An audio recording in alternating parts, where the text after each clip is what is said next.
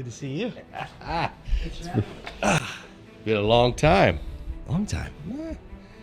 Haven't skipped a beat though. No, you never skip a beat. You and I know. Never. When you have such a good relationship with someone, family, friends, colleagues, you never skip a beat. It could be 20 years go by and you'll see him on the street and be like, "What's up?" Yeah. And come in and just have a conversation. We've known each other since 2009. 2009. And here's a quick story. We'll get into a story right out the gate. Right? So I don't know if you remember. I don't think you remember this. So I walk in, and this is back when you're young and you're single and you're trying to look good in the summertime. So you're trying to go to the gym and work out, right? And you're putting your wife beater on. This is back in the day. Right? Yeah. You put your wife beater on. You're trying to, you're looking at the girls, on the treadmill. You're trying to flex while you're working out. All that stupid stuff, right? And so I come in at 24-hour fitness, and this is the funny part. I come walking at 24-hour fitness, I get my little pump on, and I got my little wife beater tank top on, and this guy walks in. Okay, and he walks in, and I see this guy walk through, and I'm like, Jesus Christ, that dude is big. Right? And he comes walking in, he sits down on the bench press. Sits down, he has his duffel bag, and he bends over. His neck is like this big. His arms are just, boom, shoulders. I'm like feeling this small, right? I'm like, I'm like, who is this guy? And he looks like The Rock, the wrestler. I'm like, Oh, no. This guy is just absolutely humongous. And I walk by, and I'm like, what's up? He ignores me, doesn't say a word, looks at me, puts his head down, getting ready to do his workout, throws probably 300-400 pounds up on the bench press. Just, makes me look this big, right? I'm like, that was you. That was the first time I ever seen you. That was probably in 2001, 2002. I'm like, this dude is huge. Little did I know you were a professional bodybuilder at the time, right? I'm like, this guy. I'm like, I like to be friends with that guy. Like, that guy seems pretty cool. I like wrestling. He looks like a wrestler. And little did we know that we circled back and became friends. We did. 9 years and later. training partners. And training partners. Man, the best time. Hey, the best time of my life was waking up at 6, 7 in the morning, going and training with you in the morning time. The conversations that we would have. That would be a whole show. That would be a lot of it was X-rated, so just so everyone knows, it was X-rated, right? We talked about some crazy stuff, but we were training partners. Yeah. We were colleagues because we worked at the gym together, right? A lot of people didn't realize that what brought us together was experiences in our lives that before that you were a bodybuilder, you were a police officer, right? I was in the mortgage business doing real estate, and the market crashed. So I found my path at the UFC gym. You found you came in as a coach, a jiu-jitsu coach, a trainer from your bodybuilding experience. And not only did we get to train together in the morning, we got to bullshit all day long at the gym, talk about stories. It was a huge part of my life that was fun. Right? Oh, I loved it. I loved every second of it. And what was great is that I didn't bond well with everybody. You know what I mean? Like, you remember, we had a lot of characters back in that gym. When that gym first started, it was like, it was a zoo. It was a zoo. But it was crazy. When you make certain friendships, all right, I can trust that guy. I can trust that. That's my guy, and between you and a few others, like you and I, we clicked. We clicked, and I was like, I can't wait to see Frank. I can't wait to talk shit to Frank. I can't wait for our workout. I look forward to it too. Back in the day, and believe it or not, that was probably the best I've ever looked fitness wise. You were chasing it. I was trying to compete at what was the men's physique. Right. So you were training me every morning. I had my diet down. I felt good. I looked good. I was young.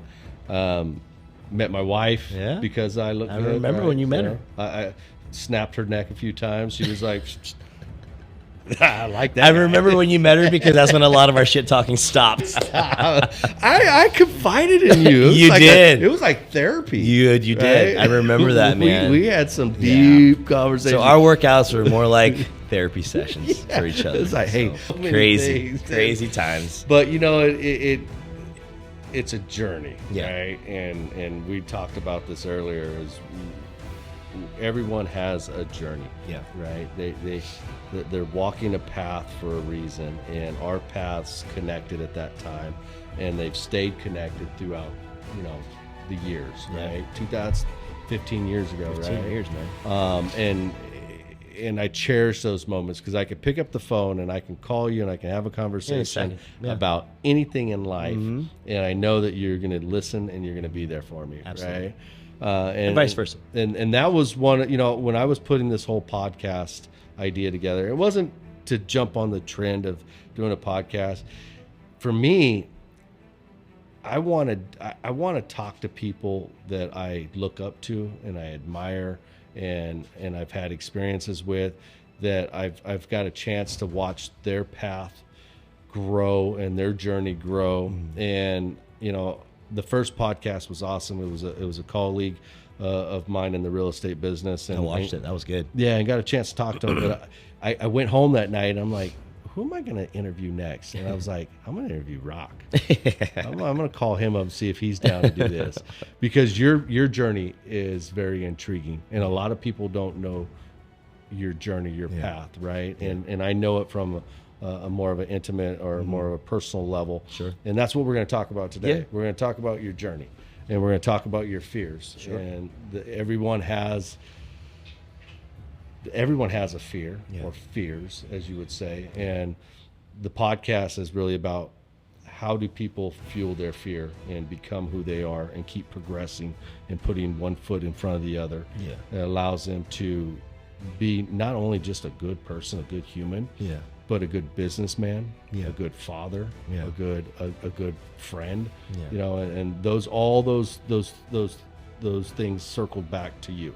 Right. And I wanted to interview you, and I just want to talk shop. Right. And get to dive a little, because a lot of people that follow you, they follow you because of your bodybuilding career, your past police career, and your jiu-jitsu academy, and your jiu-jitsu career. Right. And that's worldwide. But a lot of them probably don't know deep down who you are. Right. Yeah. They know of you. And like that time seeing you in the gym, I knew of you, but I didn't know you, right? So you've accomplished so much in your life, right? You've been a police officer. You've been a professional bodybuilder, right? You were a fitness coach. A lot of people probably don't realize this, that you trained professional fighters and prepared them to get ready for the UFC, right? And Strike Force and all those different developments. That's another thing too, is going back to the academy. I think I even seen you. I think I did, and correct me if I'm wrong, but I walked into the Gracie Jiu-Jitsu 25 years ago, the one over by I think it's over by Pleasant Hill. Right. Yep. And I think that the Diaz brothers were working the front door. And you were training there. So there's a lot of history that people don't understand, but it's led you to be a great father. It's led you to be a business owner. Right. There's so much that you've done teaching other people how to control their emotions, how to control their temper, how to channel their energy. Was there any fear of ever accomplishing those type of things, going through those motions? Like, did you ever foresee yourself owning a jiu-jitsu academy? No, not at all. Not at all. And it's funny that you mentioned the whole crash in the 08 to 2010. I'd say that crash was just like very prevalent at those times. I got out of law enforcement in 09 and was trying to get back in even. And I was like the number 1, number 2, number 3 spot for just about every agency you can imagine, and almost hired. And then at the end, I don't have any money because of what was going on in the economy. So I had to like really stretch myself to where I was doing the teaching jiu-jitsu thing at like 5 different academies. Yeah. Including UFC gym. Yeah. That was like home base.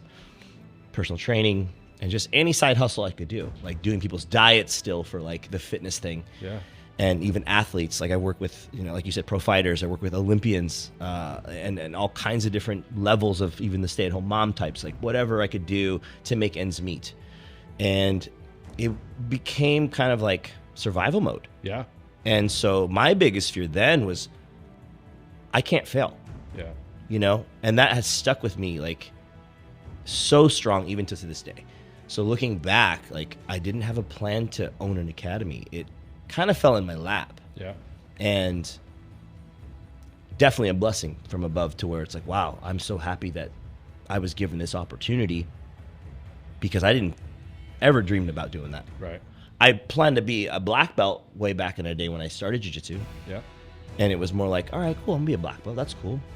That's a goal. It's a goal. And it became a goal achievable, and I did it. Titles, all that kind of stuff. But a business owner? No. I was a political science major. Really? Yeah. Political science from St. Mary's. So it's like, no one in my family, at least my direct family, we weren't business owners. My dad worked for the federal government. My brother worked for United Airlines. So it was like, you go do the 401k 9 to 5 thing. That was my dad's philosophy. Right. So when the opportunity to open my business came around, my dad at first was just like, you're crazy. There's nothing there for you. You're not going to make it. It's, what are you going to do for benefits? Like all those.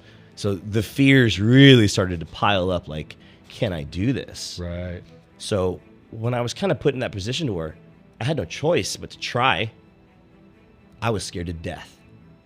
I'll never forget, like, telling the UFC, I spoke with all the high ends back then. Yeah. And thankfully, they were so understanding. They were like, hey, man, you have your own brand. You built that brand yourself. And there's nothing we can stop. We can't do nothing we can do to stop that. Right. And we probably saw this coming. It's part of the process, especially with what you go through. I'm like, okay, Yeah. So have that blessing was great. But here I am talking to these bigwig executives for a brand that's so worldwide, well known. And I'm like this little tiny cog that was part of that system, I was working for the man, I guess you could say. Yeah. I was not the man, right? So it was a huge fear. God, I was scared to death to open my own place. And I'll never forget, like, walking out of UFC for the last time and making my Facebook post. Starting tomorrow, we're opening Saber Jiu-Jitsu at such and such. Here's the flyer. Here's this. Here's that. Contact me if you have any questions. Yeah. And thank God I had like maybe 30 students follow me from the UFC. Paid rent, I was like, all right, cool. And I was still learning. I'm still learning the ropes. Trust me. I'm still not a business guy per se. I don't, but I know how it works now. Yeah. And thinking back then again to the fears, I was scared to death. Scared to death. Right. Absolutely. Because not feeling the full support from my family, not knowing if it was going to work, if I could get anybody in through the door even. Right. You know what I'm saying? Right. So those were huge fears. Huge fears. And when you have those type of fears, there's only, in my opinion, and I could be wrong, there's only a few ways to overcome it. Yeah. Right? One is jump right into it. Right? Hit 100%. Hit it head on. Yeah. And study and analyze everything that has to do with that business to make it run and be successful. Right. And you did have a brand. You were a black belt in jiu-jitsu. Yeah. Right. You 3-time world champion. Yeah. Right. You've medaled 11 times Yeah. on the world stage. Yeah. And I won the Pan Ams too. Pan Ams. You have how many? I think I seen a posting the other day where you were in Gold's Gym in LA. Oh yeah. Right. And you took a picture of all the wall of all the bodybuilders, and you were like, I used to compete against these guys. It's crazy. Right? Crazy. I was tripping out. Seeing them up on the wall, and you used to compete, but you have trophies to show it and prove it. But you've taken that journey and you've pushed it forward, and now you have an academy that has 300 students, right? And those are 300 students that look up to you, that admire you, that worship your coaching ability, Yeah. right? You have black belts underneath you that you created, right?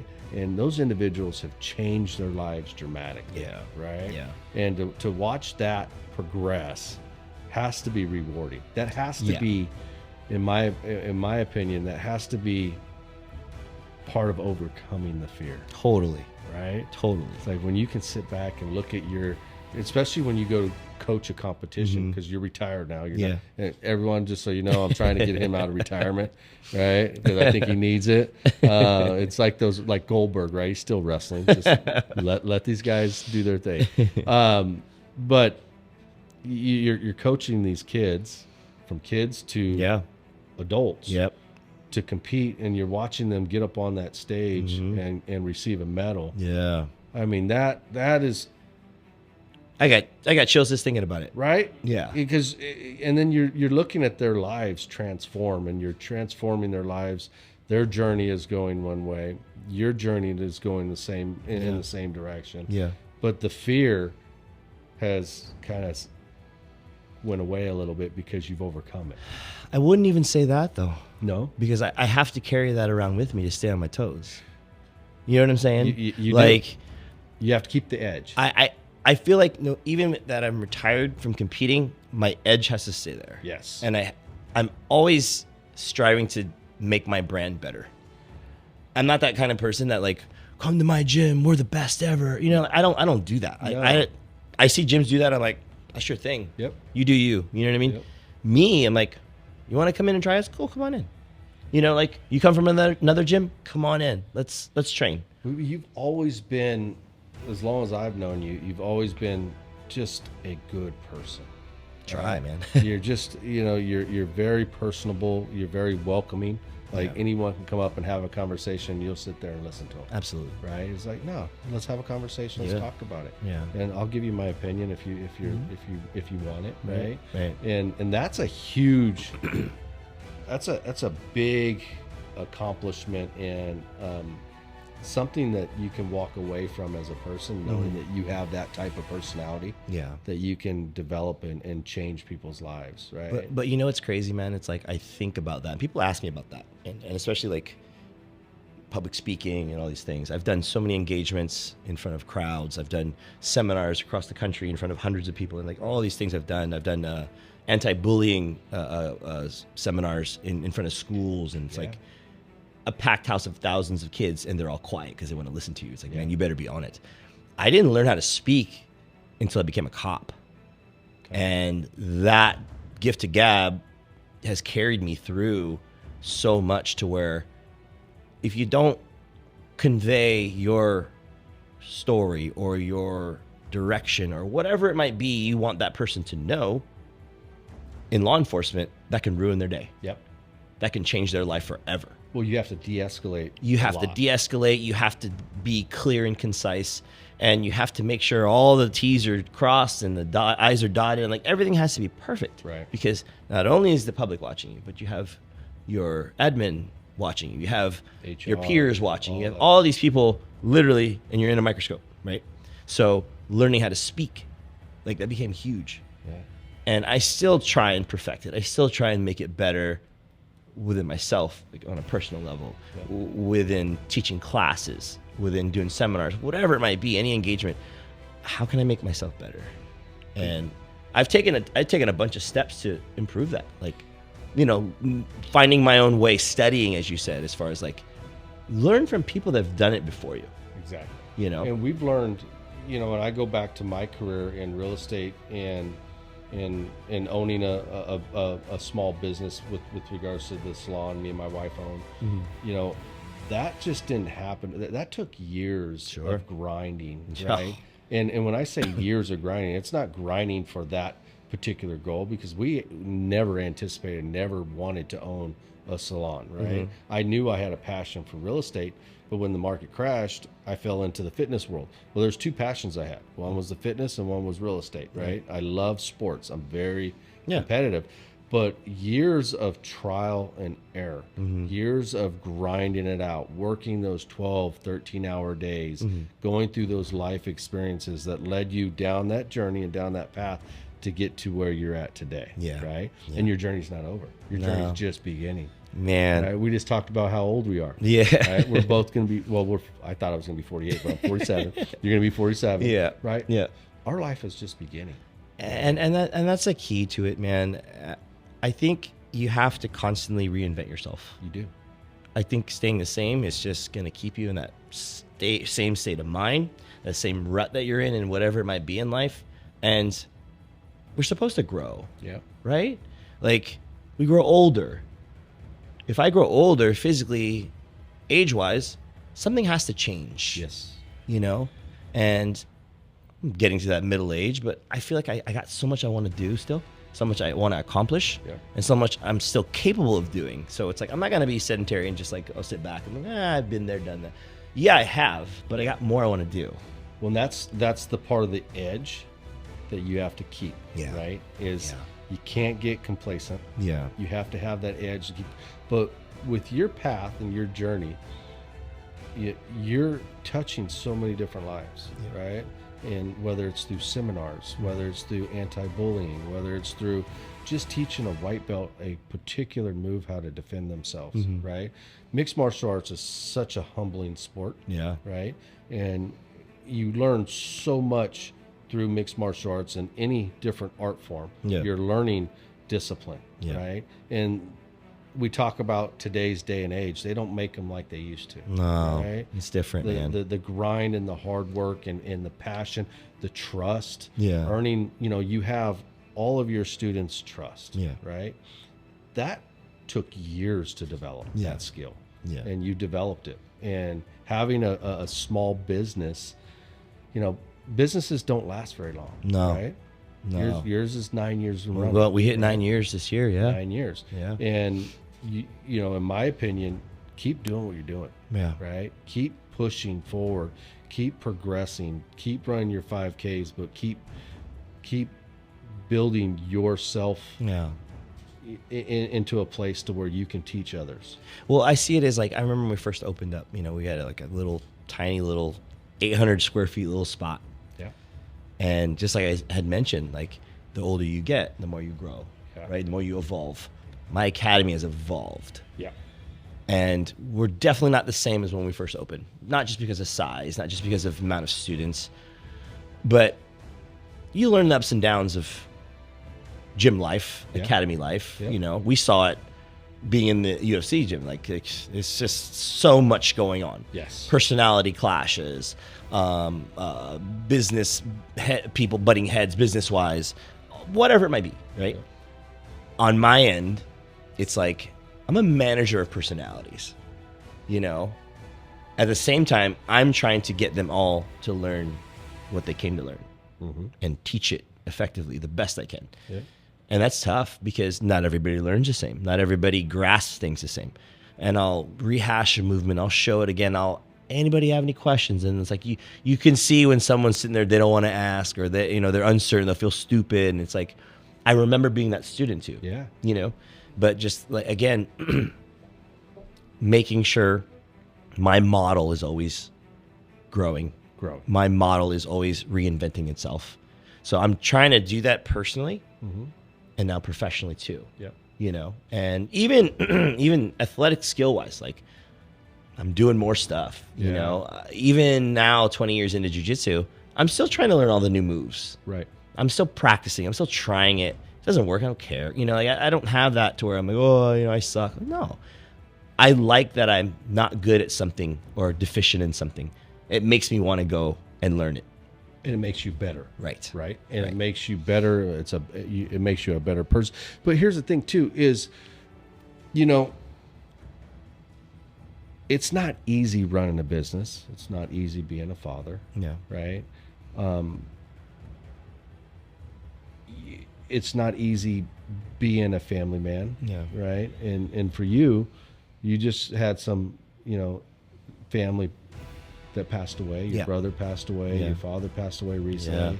Right. Having that, transitioning through those periods of time and still being there for your students, still being there for yourself. Yeah. Right. Mentally, it can be overwhelming. Yeah. And having that fear of, what am I going to do next? Yeah. Right. And your brother was a big part of that, right? Yes. You guys were very, very close. He's my best friend. Best friend, Yeah. right? And a lot of people probably don't realize this, but he was the Guam's strongest man. Yeah. Right? Yeah, the dude was big. My brother was a monster. He was a monster. You thought I was a big guy. My brother was massive. Massive. So it runs in the family, right? And I lost my father at a young age. Yeah. You know, I lost my father at 7. I've lost, I couldn't tell you how many friends Yeah. and family members over time, Yeah. right? And recently it seems like, you know, it's every other month it seems like someone has passed away. Yeah. We're getting to that age, Yeah. right? Where you're getting older and people are starting to pass on. Right.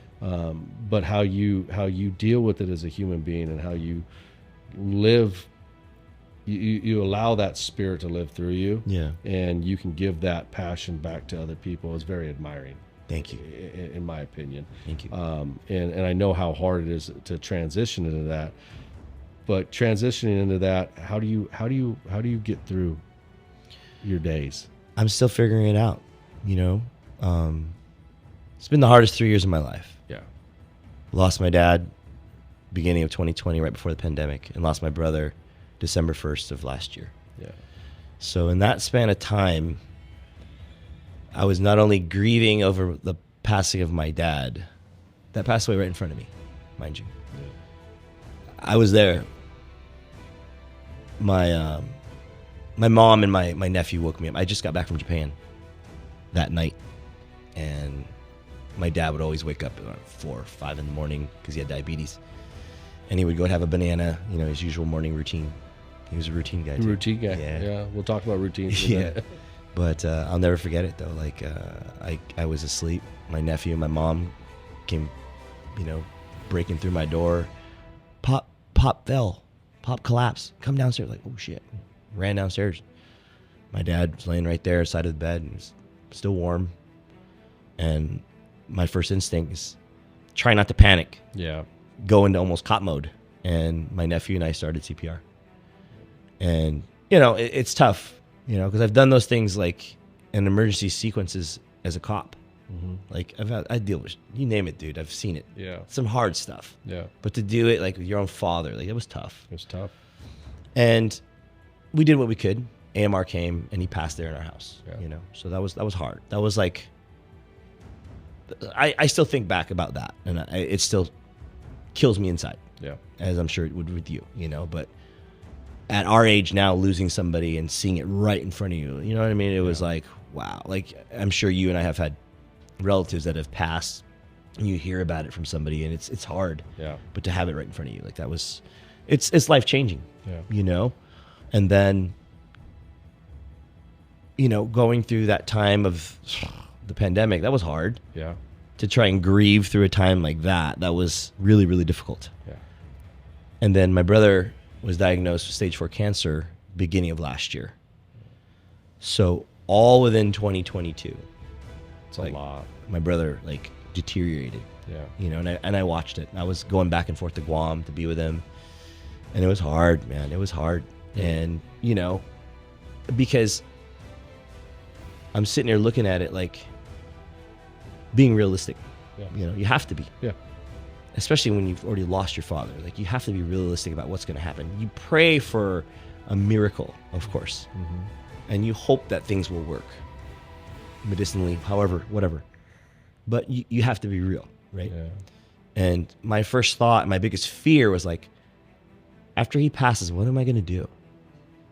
I lost my dad. I'm losing my brother right now. What am I going to do? You feel alone. Oh my God. I still do. Yeah. I still do. Like a lot, you know, and it's something I've gotten help for. Yeah. Because I feel like I didn't know how to get out of that rut. Right. You know, I've always been a self-motivated person to where staying on that edge, like you talked about, it's easy. Yeah. You want to go compete in something? You want to look good? You want to do this? You want to career? Easy.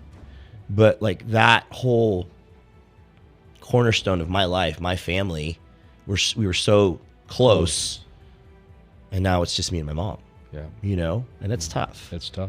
And my biggest fears is still feeling that loneliness and not being able to reach out, not being able to talk to him, not to be able to like even say anything or Right. hear him. You know what I'm saying? And it's funny that we were joking about routines. My routine every morning, I get in the car. I have a picture of my dad and my brother in my car. Yeah. Every morning, turn on the car.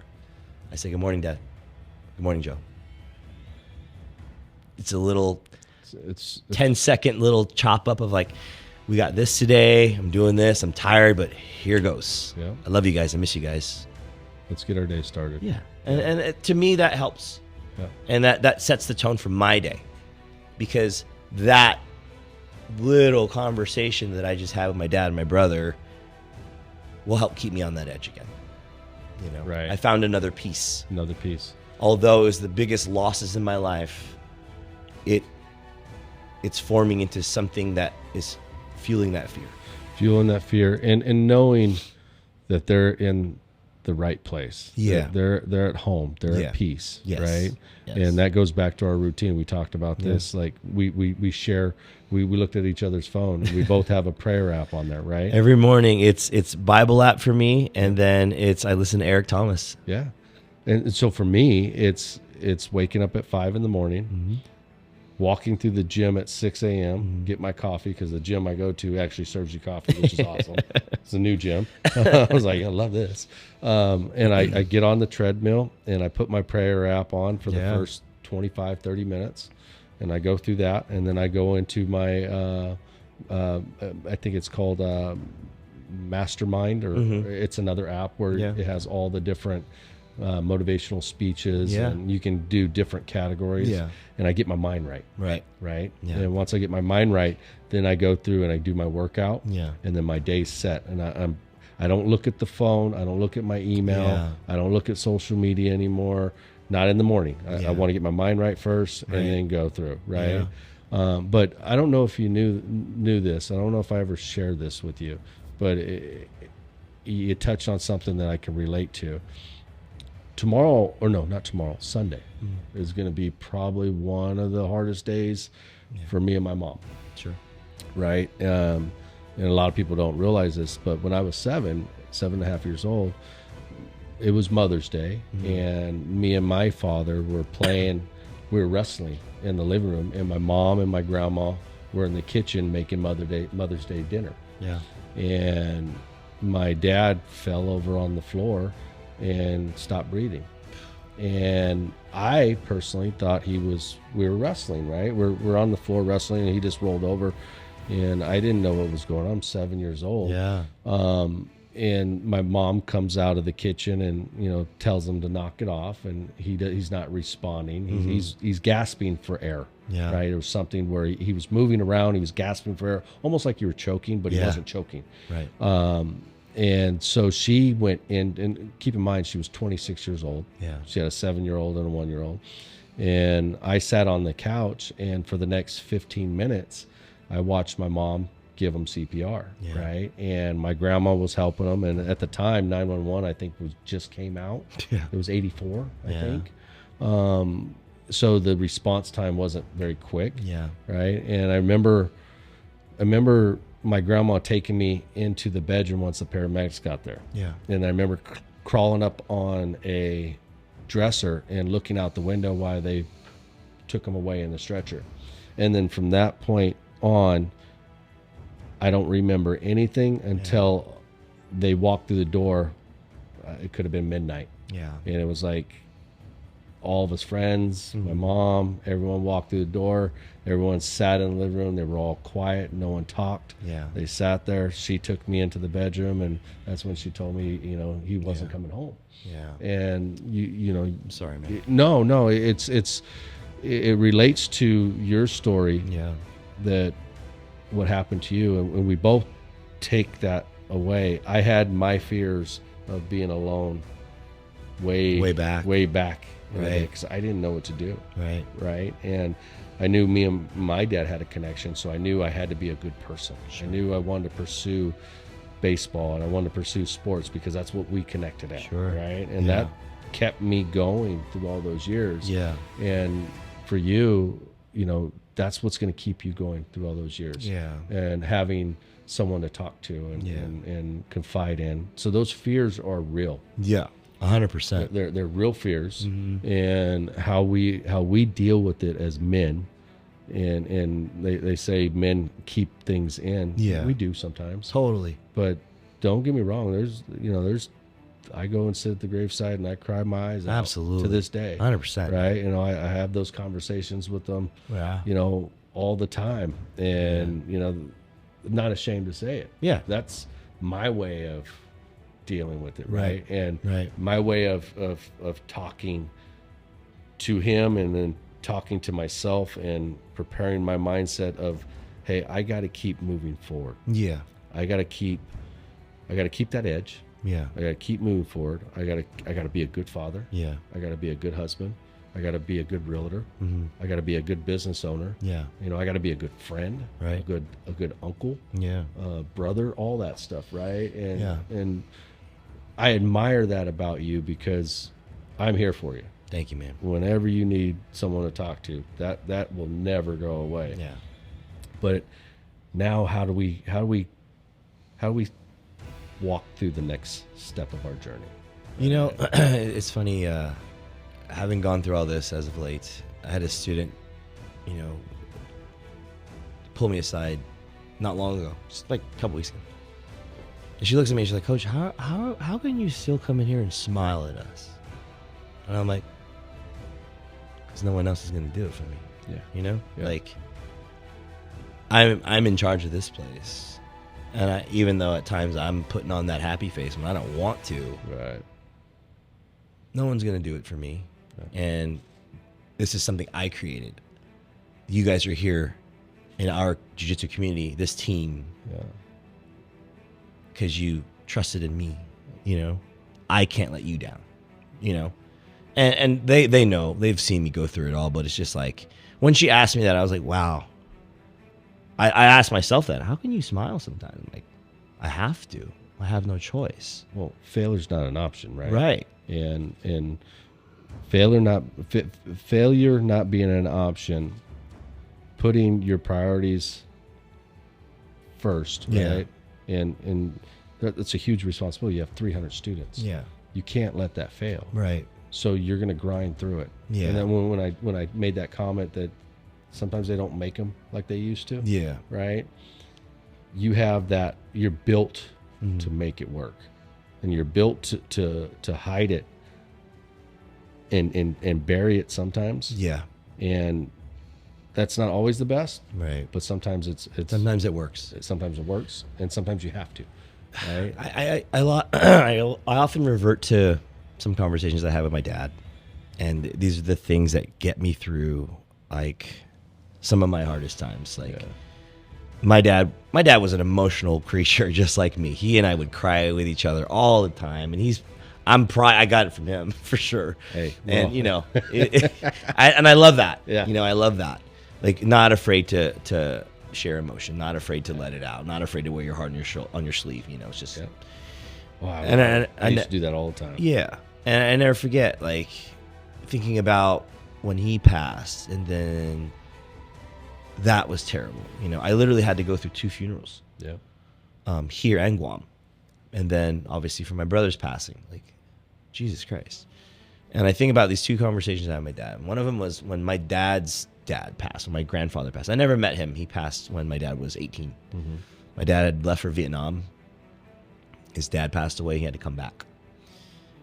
And Guam is not the best economic place, especially then. Yeah.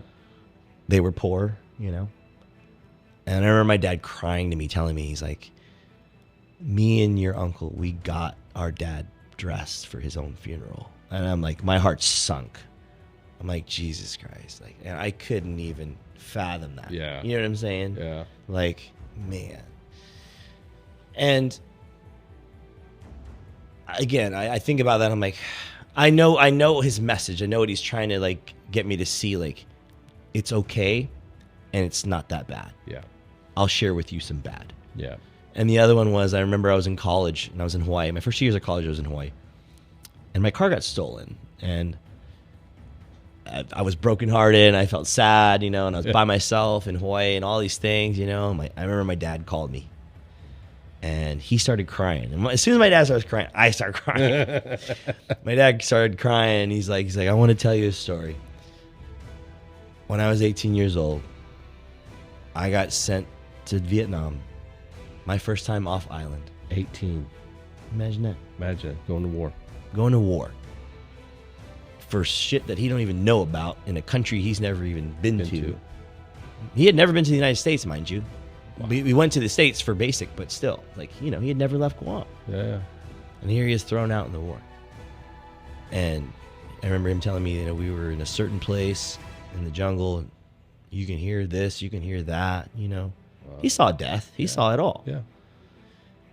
And he was like, am I going to make it out of here alive? I don't know. Am I ever going to see my family again? I don't know. He's like, you're going to see me. You're going to see me probably in a week or two when Mom and I come out and see you. So you're all right. You're going to be all right. And it just made me like, damn, like, wow, I couldn't imagine being in that situation, It puts you back into perspective. Yeah. And it's funny because thinking about that, like, it's part of the reason why he wanted me to go to college. He didn't want me to join the military. I wanted to join the military. Yep. And he didn't want me to because of that. Yeah. And, his stories of, like, I remember him telling me, like, him and one of his, buddies in his unit were, like, they had to, like, walk some gasoline back. And it was raining, and they were up to their waist in mud and all kinds of crap. And, like, they saw Viet Cong sitting up in the tree. Oh, wow. Like, just sitting there, rifles and smoking, just staring at him. And they're just kind of like, fuck. Just keep walking. Keep walking. They could have been sniped right there. Right there. You know what I'm saying? I'm like, God, man. And I have to think about those things for myself sometimes. You're like, it's going to be okay. You don't have it that bad. No. It sucks right now. Yeah. But you don't have it like that. Yeah. Your old man paved that way for you because you don't have it that bad. He paved that journey. Yeah. And going through his journey to lead you down a path that made you the man you are today, right? And then that translate into the father you are today. Right. You're giving your son the same advice and the same examples, right? And hoping that he will find his path. Right. And you're giving your students that same path. Yeah. And when times get hard from a business standpoint, you can reflect back on that and go, sure. This isn't. We made it through COVID. I think we can make it through anything. Right. There's a lot that transpires from those experiences and that journey and that path that leads you to become a good business owner and a good mentor, right? Mm-hmm. It goes back to being a mentor too. Sure. Look at all the students that look up to you, right? Yeah. And not wanting to let them down, right? And pushing forward with that aspect. Even training fighters, you train fighters that look up to you and still stay in touch to this day. Yeah. What are some of the best fighters that you train? I've trained with Josh McDonald's my best friend. He's fought in all the organizations. The Diaz brothers, I trained with them back in the day. Jake Shields, Gilbert Melendez, all those guys. And even Rumble. Yeah. The late Rumble. Rumble and I, even after his fighting career, even up until after he was sick and everything, he and I were still contacting each other. Yeah. He was Great guy. Great guy. Missed that guy. I remember. He had a lot of people don't know this story, but when we first connected, right, and we first came together in the gym, we all came together in the same location. It was one time he came to me. He's like, "Can I borrow some money? I don't have any gas. I can't get across the bridge to get back home." I'm like, "Yeah, no, man, here's $100. Go, get home." And being humble and being respectful and having a man like that,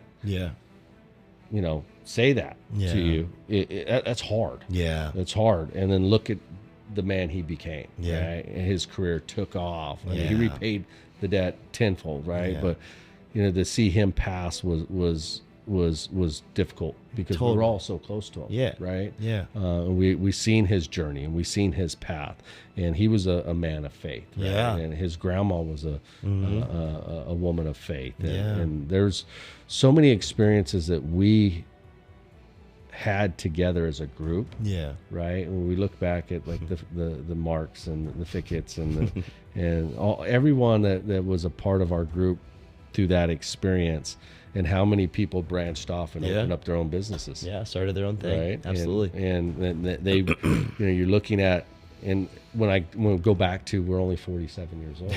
Our life is just beginning. Yeah. Right. Yeah. Our path is, we still have so much to do in our life. Yeah. Right. And the time, the last 3 years have been difficult, but I know for a fact, the man you are today, you're going to get through it. Thank you, man. And you're going to progress, and you're going to be even better. Right. And that's exciting to see, because we all go through those life experiences. And it's like a scar. Yeah. That we get cut. Yeah. It heals. And we have a scar there to remember it. Yeah. And remember those experiences, and we prepare ourselves to work around those experiences so that scar doesn't happen again, or something along those lines. You know what I can say? Make sense? Yeah, absolutely. What I can say in regards to, like, you and I, we suffered those huge losses in our life. Yep. We have those stories, we have those feelings that we've encountered and been through, still going through, you know? And this is my experience, and this is how, having had those losses, like, you view life different when you've suffered major loss, right? Yep. Like, you have a different approach to things. You have a different perspective on the quality and the meaning of life, and even like respecting, the time, because you see people live like they act like they got all kinds of time. Right. You don't, man. You don't. We're all on this borrowed time. Yep. And I'm like, God, I can't. It drives me crazy sometimes to see people like not, respecting time on earth, not, giving back, or not like trying to be better in any kind of way, because in a blink of an eye, it could be gone. It could be gone in a second. Yep. And you'll look back and, shit, I didn't get to do what I wanted to do. And that can relate to a fear that I have. Yeah. Right. And a fear that I have that I'm trying to overcome. Right. And I'm going to try to fuel it in the right way to overcome it. Part of that fear is, I love and have a passion for real estate, right? I have a passion and love for being a business owner, and my wife, and I have a love and a passion to being a father and a family man. But time is limited. Sure. Right? And time is limited to the point where sometimes you overlook time, and you're so focused on trying to do X, Y, and Z that you lose track of family. Yeah. You lose track of time. Yeah. And one great quality my wife has is she always brings me back. Yeah. She brings me back and go, hey, look, we need to spend some time with the kids. Right. We need to spend some time with the family. We're going to set this time aside so we can do it. And I'm trying to grind, because I have clients, right? I my number one goal in my business is to make sure my clients not only trust me, but they can rely on me. Right. And they know that I'm going to give them the best customer service I possibly can. Right. Because they become family. Yeah. Right. And your students become family. Yep.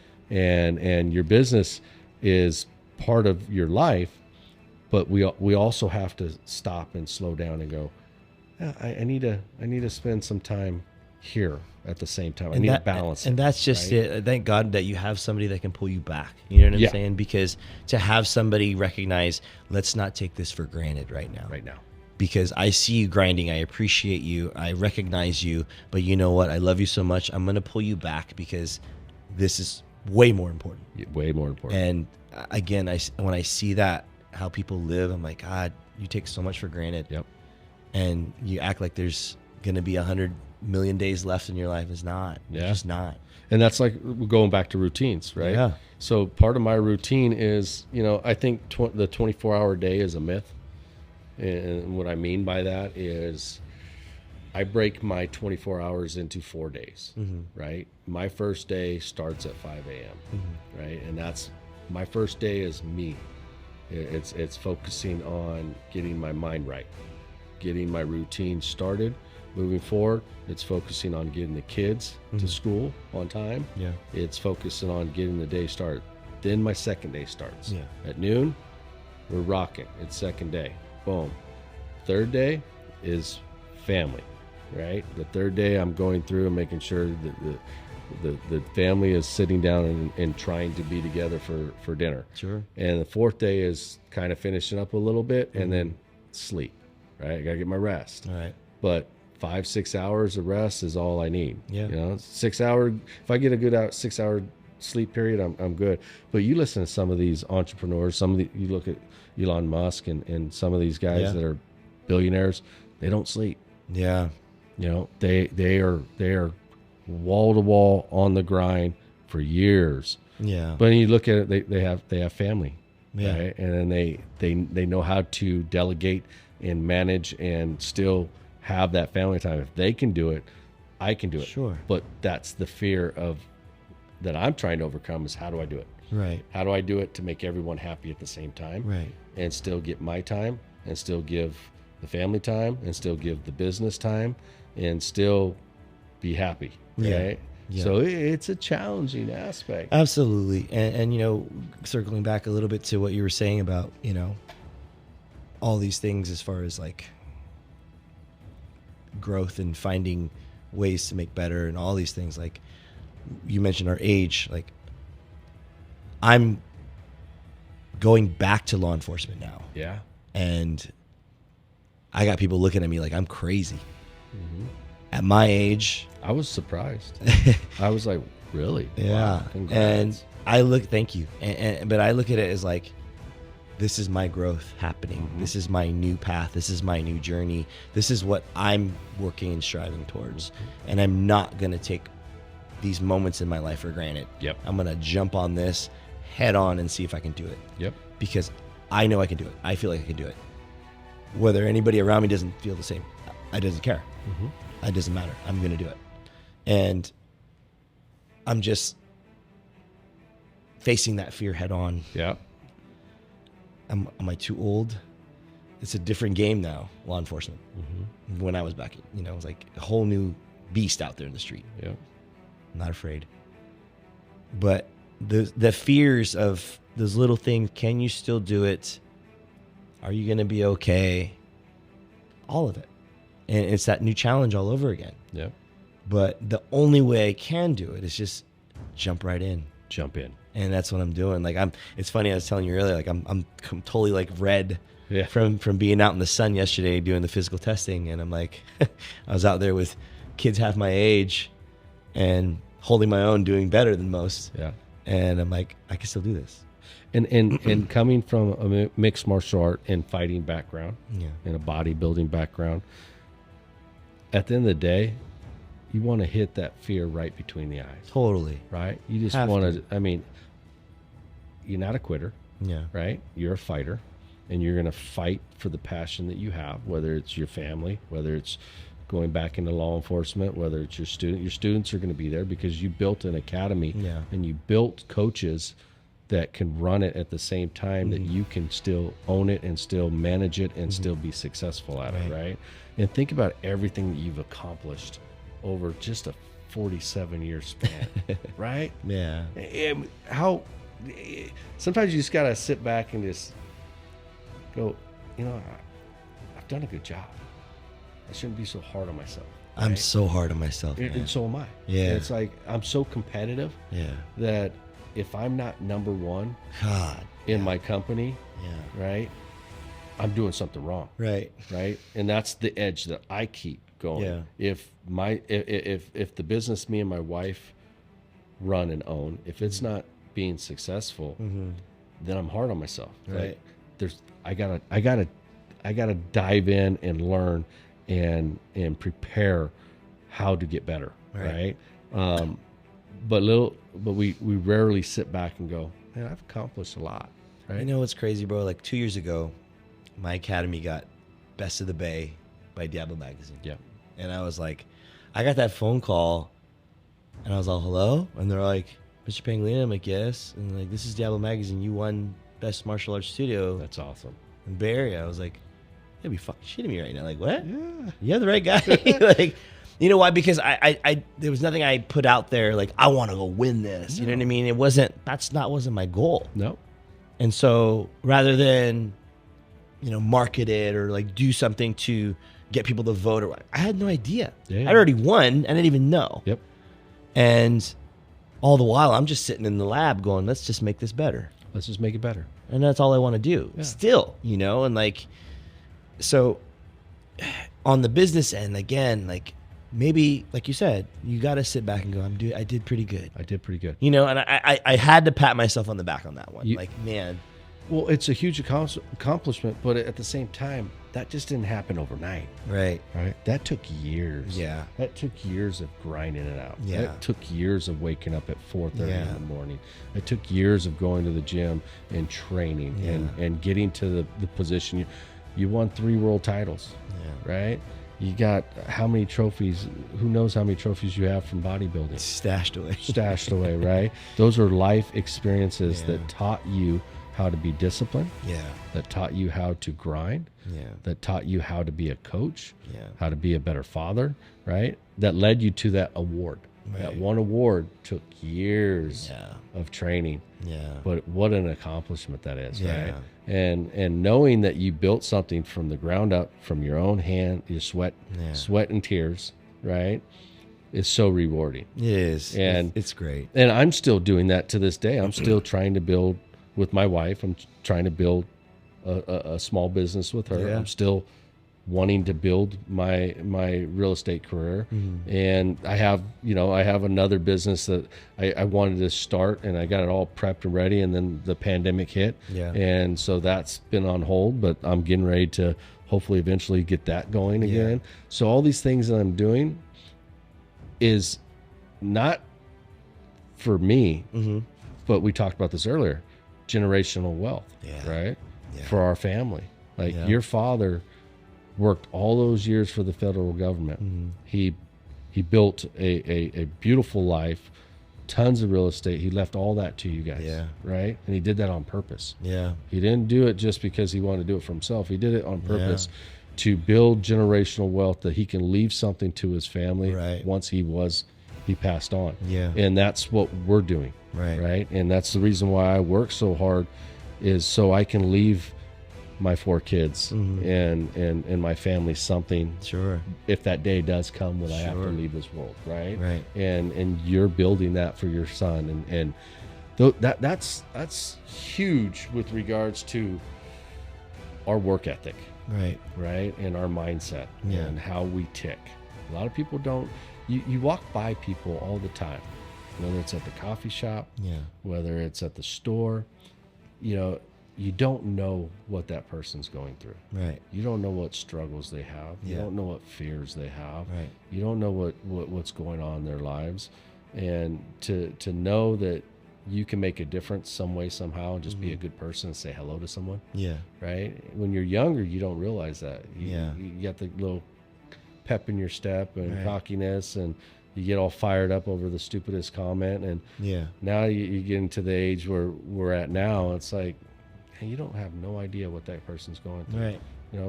Just give him a smile or give her a smile. Might just make that person's day. Right. And we're living through a really difficult time in this in life. It seems, right.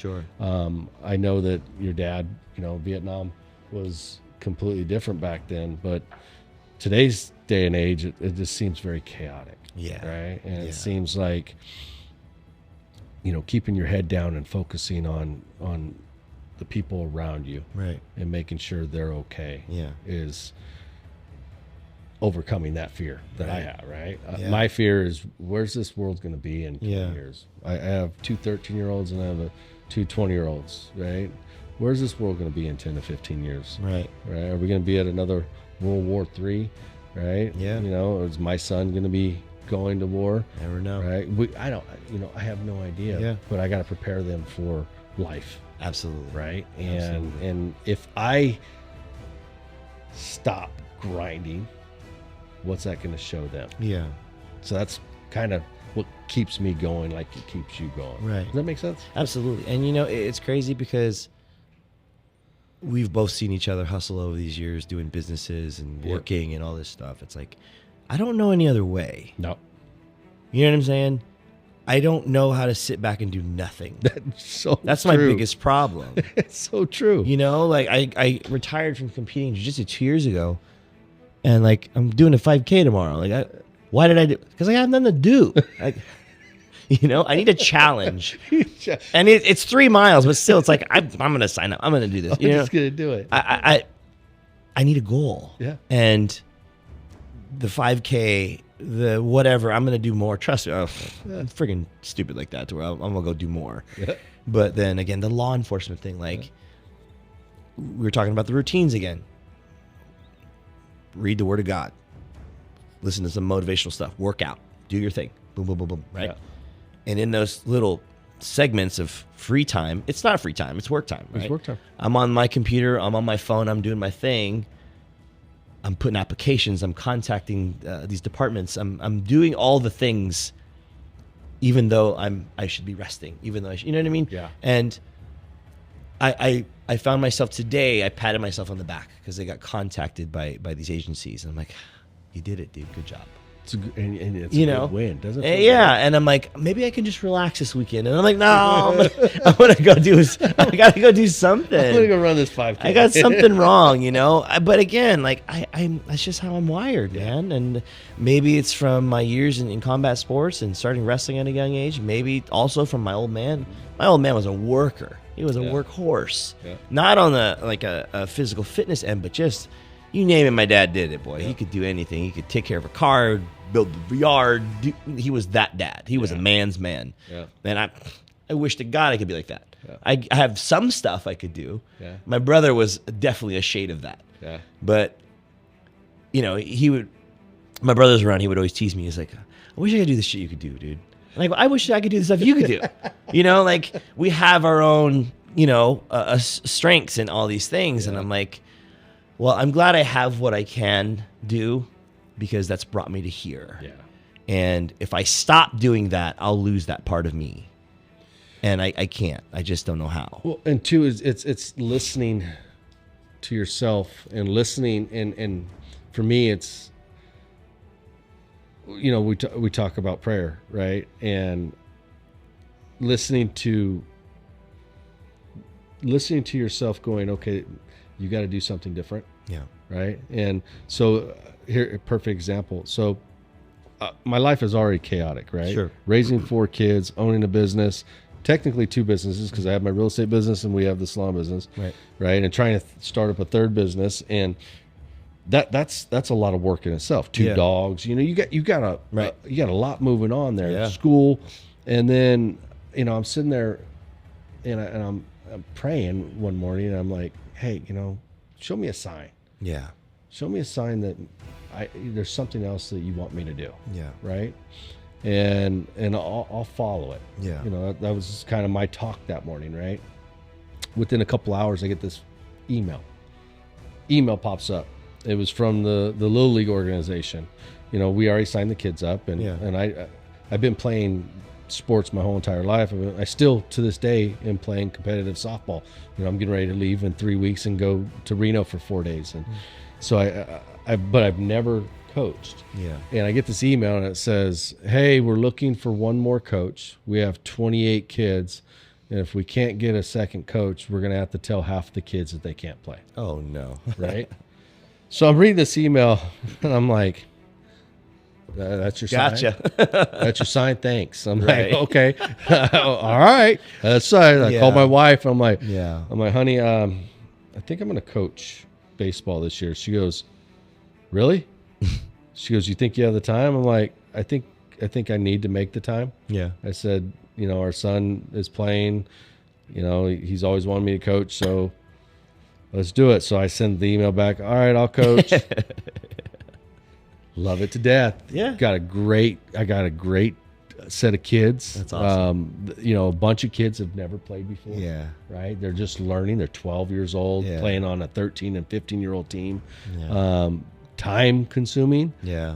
is, 3 days of practice, 2 games. Then you have your niece that's got 2 games, 3 games a week. It's like every night we got something going on. So you're waiting for that one day that we don't have any baseball. And she doesn't have to work. It's like, okay, we can do, they gotta take it off. But I wouldn't trade it for the world. Right. Such, when you go through, and you can relate to this because you're a coach. When you go through and you compete, right, at whatever level it is, and you're mentoring, you're coaching someone. And in my case, I'm coaching 12 kids, right? And they're 13 to 15-year-old kids. They're playing on 90-foot bases, 60-foot mound. They're playing on high school, college, Major League Baseball regulation, right? And you got some of these kids that can barely run 90 feet, right? They're too small. They should be on a lower level, but they didn't have that level. Yeah. But seeing them progress from the very first day of practice to now we're at the tail end, that we got 3 games left in the season. That, seeing how you developed them to be young men and learn the game, and seeing that reward, it's so refreshing. Oh man, God, totally. It's so refreshing to see these kids come up and call you coach and go, hey coach, how can I got one kid, God bless him, great kid, right? He's the smallest kid on the team. He how do I say it? He wants to learn so much, right? He's not the best, right? But he comes up to you at practice. He comes up at the game. Hey, coach, can we practice on this scenario? Can we do this? I want to learn this, and I need to get better at this. Absolutely. He's coachable, right? Yes. He is coachable. He's a great kid, and I love him to death. And watching him get his first hit was amazing, right? So those are things that I look forward to in life. The second you can recognize somebody is coachable, it's a game changer. It's a game changer. And it like makes you go, he wants to learn. Yeah. Right? You get that sigh of relief. And it's like, we talked about all my titles I've won. I won some big stuff. Like, it's great. Yeah. I probably never shed a tear for any one of those medals I ever had. You won the Pan Ams. Yeah. You won World 3 times. Probably never shed a tear for one of them. Yeah. All the years I grinded, all the camps I did to prepare, but I can tell you right now, and a lot of my students don't know this, of all my world champs, I cried for every one of those guys. Yeah. Every time they won, whether I did it right in front of them or I went back to my hotel room after the tournament and fucking bawled my eyes out. It was I'm so happy that they accomplished something. You know what I'm saying? It's so rewarding. Not even because they learned stuff from me, but I watched the person grow and evolve right in front of me and take it to the highest level. And, because I know the ripple effect it has. Yes. Because they were that new white belt, and now all of a sudden they're this high level world champion student. Yeah. And they got all these other students back at the academy going, I want to be just like that. Yeah. And it's a domino effect. Totally. Because when you can do that for a student or, the kid that you're coaching and they develop that skill, they're going to do that same exact thing to another kid, right? And they're going to teach that kid and they're going to progress, and that person's going to, it's a domino effect, it's right? Huge, yeah. And to see how it changes someone's life. Yes. Right? Yeah. And goes back to fear, right? Yeah. I was so scared. No, I know the game inside and out. Yeah. I've been playing it since I was 5. Right. But to be a coach and take the field and lead these kids for the first time, I've never coached before. Yeah. I played the game. I know it inside and out. I could tell you everything about it. Yeah. Scenarios, but was I ready to be a coach? Right. Was I ready to be a leader? Yeah. I know I've always had the mindset of be a leader, not a follower. Yeah. Right? I'm going to lead. I'm not going to follow. Yeah. Right? So now I have to take that mentality, and I got to teach these kids what I've learned, and I need to make them better humans, right? Better small adults, right? As you would say it. So I was fearful, but I attacked it. Yeah, punched it right in the nose. Totally, right between the eyes. I'm like, I'm going to do this, and I'm going to teach these kids everything that I've learned over these years.